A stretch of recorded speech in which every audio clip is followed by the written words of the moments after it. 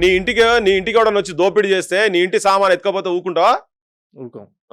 ఆయన ఇంటికి పోయి ఆ పని చేస్తే ఊకుంటాడా?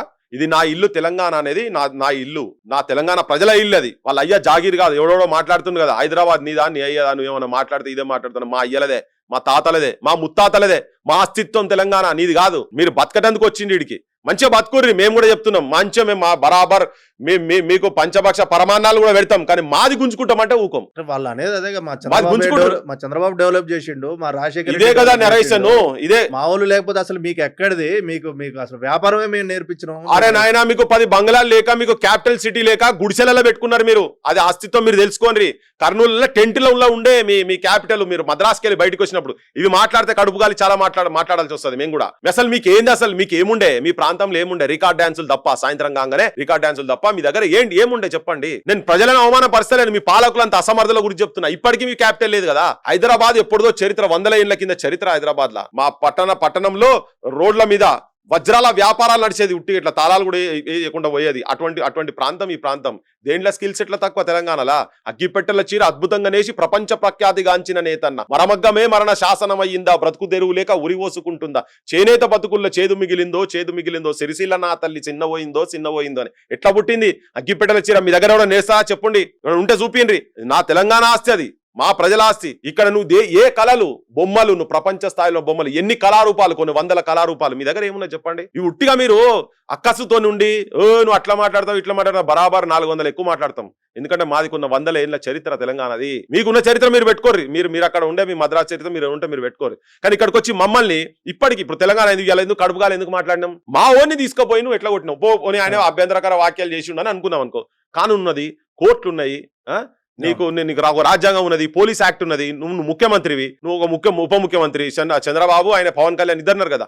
కేసులు పెట్టుకోరు. ఏం కేసులు పెడతారో కేసులు పెట్టుకోను. కానీ ఇల్లీగల్ కి ఇక్కడికి నువ్వు తీసుకుపోయి ఏ పర్మిషన్ తీసుకున్నావు, ఎక్కడికి వెళ్ళి తీసుకున్నావు? 3rd డిగ్రీ టార్చర్ చేయమని ఏ కోర్టు చెప్పింది నీకు? అంటే ఇక్కడ గవర్నమెంట్ ఇక్కడ ప్రజల్ని కాపాడట్లేదనే కదా. అదే చెప్తున్నా నేను కూడా. అందుకే రేవంత్ నాయుడు అన్నా కదా, రజాకార్ రేవంత్ నాయుడు అని ఆయనకి పెట్టింది అదే. ఆడ చంద్రబాబు నాయుడు ఉంటాడు, రేవంత్ నాయుడు ఉంటాడు, వీళ్ళిద్దరు కలుస్తారు. అందుకే వెంకటరామరెడ్డి ఎవరున్నా ఆయన సొంత సామాజిక వర్గమైన, సొంత జిల్లా అయినా శిక్షలు తప్పాయి. ఎందుకంటే వాళ్ళిద్దరు పైన ఉన్నోళ్ళిద్దరి అది ఒకటే వర్గం వాళ్ళది కనుక వాళ్ళు ఇక్కడ ఎవరైనా తీసుకపోయిండు కొట్టి 3rd డిగ్రీ ఎట్లా టార్చర్ చేస్తాడు? అందుకే నేను చెప్పిన, ఇది ఒక్క వెంకటరామరెడ్డి మీద దాడి కాదు, ఇది యావత్ తెలంగాణ ప్రజల మీద, తెలంగాణ అస్తిత్వం మీద దాడి అని. అబ్డక్షన్ కదన్నా, ఎత్తుకెళ్ళడం అనేది చాలా పెద్ద నేరము. అది పోలీసుడైనా ఎవడైనా నోటీస్ ఇవ్వకుండా ఎత్తుకపోయి అధికారమే లేదు. పోయినరు, ఒత్తిడి చేసి తీసుకపోయాడు. పెట్టినాక ఎట్లా కొట్టుడు ఎక్కడిది అని, ఏం కొట్టుడు? ముగ్గురు ఇట్లా కూర్చొని తొడల మీద కూర్చొని ఇట్లా ఎగురుడట. ఫెయింట్ అయిపోయింది ఆయన. ఫెయింట్ అయిపోయి కింద పడితే కాలర్ పట్టుకొని ఇట్లా కాలర్ పట్టుకొని, అమ్మ నా బూతులు నేను చెప్పలేను, నేను ఓపెన్ గా నేను మాట్లాడలేను.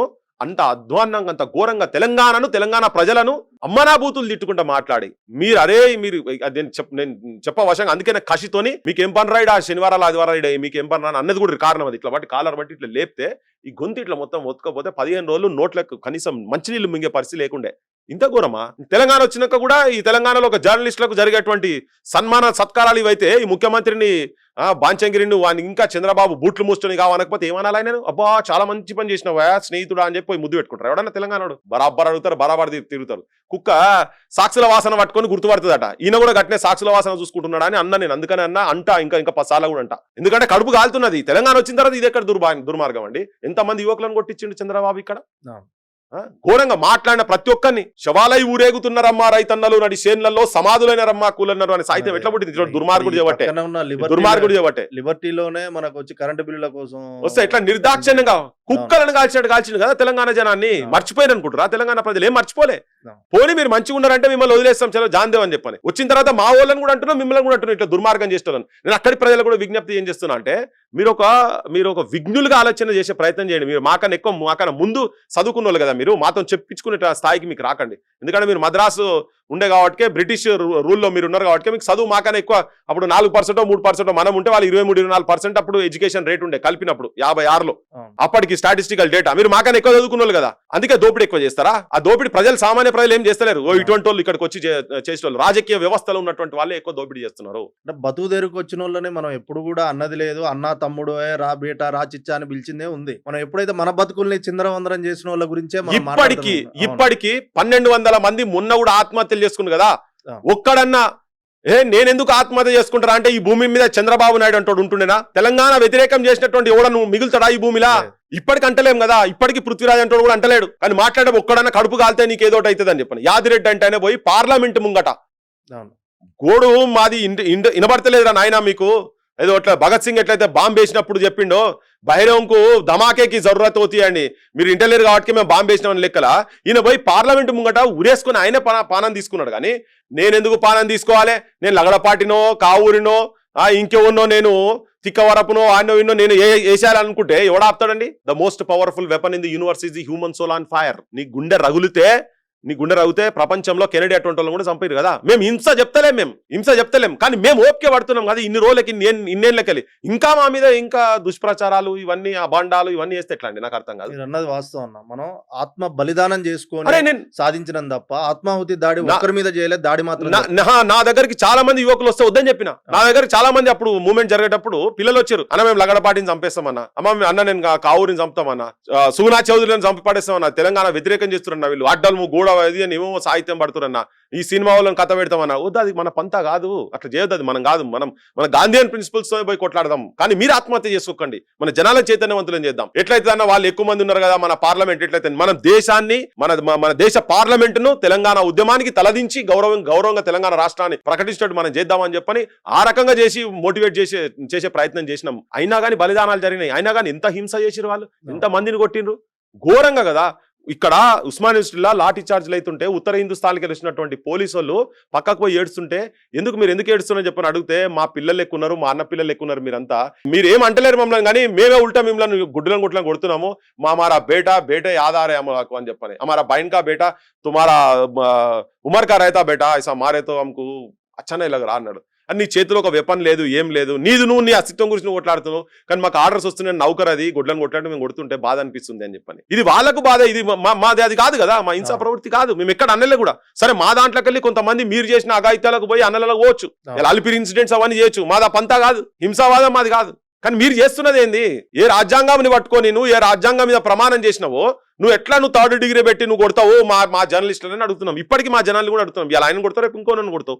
మనల్ని థర్డ్ డిగ్రీ చేసిరన్న, తెలంగాణ వచ్చినాక కూడా మళ్ళీ థర్డ్ డిగ్రీ జరుగుతూనే ఉంది. అందుకే తెలంగాణలో అసమర్థ పాలన ఉన్నదని చెప్పని. తెలంగాణ విధవలు ఉన్నారు, పైకిరానోళ్ళు, ఉట్టి ఫాల్తుగాన్లు ఎమ్మెల్యేలు మంత్రులైన కాబట్టి ఇలా ఈ పరిస్థితి ఒక్కడు మాట్లాడతలేడే. నా తెలంగాణ బిడ్డ నువ్వు ఎట్లా తీసుకుపోయి నువ్వు నీ దగ్గర టార్చర్ ఎట్లా చేస్తారో అని మాట్లాడతలేడే. మాట్లాడరు వీళ్ళు, ఎందుకంటే వీళ్ళందరూ బానిసలే. వీళ్ళందరూ అన్ని పార్టీల గురించి చెప్తున్నాను, ఒక పార్టీ అని కాదు నేను చెప్పేది, అన్ని పార్టీల గురించి చెప్తున్నా. అసలు ఏ పార్టీ వాడు ఏ రాజకీయ నాయకుడు కూడా రాలేదు కదా, కనీసం రాడు. వాళ్ళంతా అమ్ముడుపోయి ఉన్నారు. ఇలా అదే కదా బాధ, కసి ఇట్లా మాట్లాడితేనే వస్తానంటే కూడా వస్తలేడు. ఇంత ఘోరం పట్ట పగల. ఇప్పుడు నీకు మొత్తం 100 ఇండ్లు గులగొట్టారు కదా, దాదాపు 1000 ఇండ్లు గులగొట్టారు కదా వెలుగుమట్ల. తెలంగాణ వచ్చిన తర్వాత ఎవరి ప్రమేయం తోటి, ఏ సామాజిక వర్గం ప్రమేయం గురించి ఆడ పని జరిగింది? మళ్ళీ అది ఏ నాగేశ్వరరావు, అది ఏ భూమి? భూదాన భూమి అంటున్నావు నువ్వు. అరే భూదాన భూమి ఇచ్చిందే పేదలకు కదరా బాయ్. ఎవడిచ్చింది? నీ అయ్య కాదు. ఎవడు చంద్రబాబు అయ్య అయ్యలే, రేవంత్ అయ్య అయ్యలే. ఇడ ఏ రాజకీయ నాకు పొంగులెట్టి తుమ్మల అయ్య కాదు, అయ్య జాగీర్ కాదు. అది ఎవరో పెద్ద మనుషులు, ఆ వెంకట్రావు నువ్వు పేరున్నది అతను ప్రజల గురించి ఇచ్చినటువంటి, పేద ప్రజల గురించి ఇచ్చినటువంటి, నీ హక్కే లేదు దాని మీద, ప్రభుత్వం హక్కే లేదు. రాటిఫై చేయాలంతే. నువ్వు 1895 మందికి ప్రొసీడింగ్స్ ప్రకారంగా ఇస్తే నువ్వు నిర్దాక్షిణ్యంగా వచ్చి ఆల్రెడీ 31 ఎకరాలు కబ్జా చేసి నువ్వు ఏం చెప్తావు?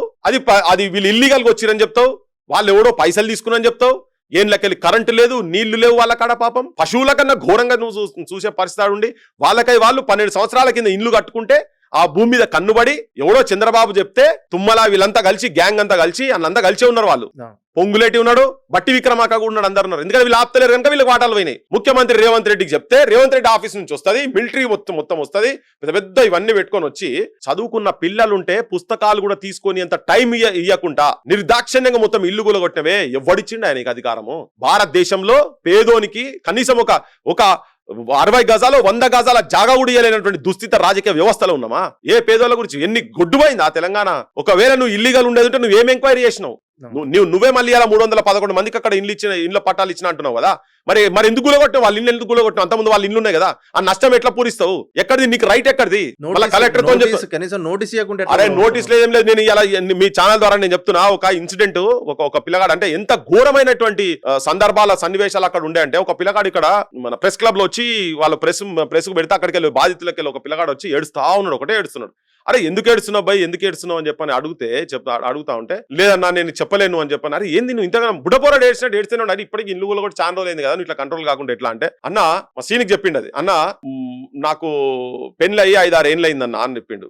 పెళ్ళి ఏళ్ళైందన్న ఇప్పటి వరకు పిల్లలు లేకుండే అన్న, నాకు ఆటో ఇటో చేస్తే మొన్ననే ప్రెగ్నెన్సీ వచ్చిందన్న, 3 నెలలు 4 నెలలు చెప్పిండు. ఈ పొద్దుగాలు వచ్చి వీళ్ళంతా ఇల్లు కూలగొడుతుంటే అన్న లోపల రిపోర్ట్స్ అవి ఉండే అన్న, అవి పట్టుకొచ్చుకుందాం లోపల పోయి ఎత్తుకుతుంటే ఆ వంగుడు లేసుడుకు అబార్షన్ అయిందన్న. అరే దుర్మార్గుడా రేవంత్ రెడ్డి, నువ్వు ఒక మనిషివా, నీది ఒక క్యాబినెటా, ఈ తెలంగాణ రాజకీయ వ్యవస్థ ఒక రాజకీయ వ్యవస్థనా, నేను ఎవరికి చెప్పుకోవాలన్నా అన్నాడు. కడుపులున్న బిడ్డల కానీ సంపినరా మీరు మామూలు కాదు, అందుకే నేను ఒక్కొక్కసారి అట్లా రారాపోర కొట్టాల్సి వస్తుంది. అర్థం ఉంది మీ ఇదే ఆలోచన కూడా అర్థం ఉంది. ఇంత అన్యాయమా, రిపోర్ట్లు తీసుకుంటేందుకు వెతుకుతుంటే కూడా ఆగకుండా తీసి నీ మిలిటరీ పోలీసు, కొంతమంది పోలీసులు ఏడవంగా చూసినా నేను విజువల్ క్లిప్లలో, అరే ఏంది ఇంత దారుణమా అని చెప్పని. చదువుకున్న పుస్తకాలు పిల్లలు అవన్నీ కడుపులున్న బిడ్డ చంపేసారు కదా, ఎవరు దీనికి బాధ్యులు? ఇలా నువ్వే మళ్ళీ ప్రభుత్వమే పట్టాలు ఇస్తుంది కదా, ఎందుకు ఇస్తుంది మరి? వాళ్ళ తప్పేం లేదు కదా అక్కడ ఉన్న వాళ్ళది, కాపాడాలి కదా. బజార్లో పడేసినావు కదా, 4 సంవత్సరాల 4 నెలల పిల్లలు 2 నెలల పిల్లలు కొన్ని రోజుల తరబడి చెట్ల కింద కూర్చొని అంబేద్కర్ భవన్ ఆడ ఉండి వీధుల పొంట ఆడ ఉంటే బాత్రూమ్ లేవేంలో వాళ్ళు అట్లుంటే దోమలు గుట్టంగా ఇంటి దొడ్డు దద్దులు వస్తుంటే ఏం సమాజం, ఎక్కడున్నాం మనం, ఏ వ్యవస్థ ఇది?